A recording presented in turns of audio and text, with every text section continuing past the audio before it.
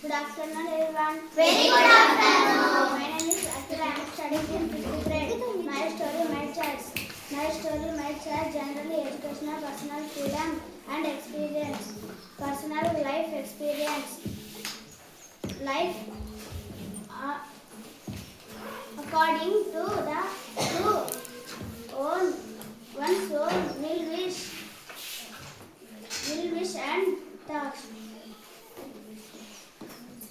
నా కథ నా ఇష్టం అనేది సాధారణంగా వ్యక్తిగత స్వేచ్ఛ అనుభవాలు సూచిస్తుంది. సొంత నిర్ణయాలు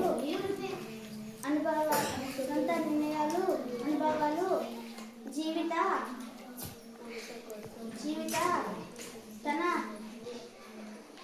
తన జీవితం తన ఆలోచనల్లో ప్రకారం ప్రపంచాన్ని చూసే కోణం. Thank you.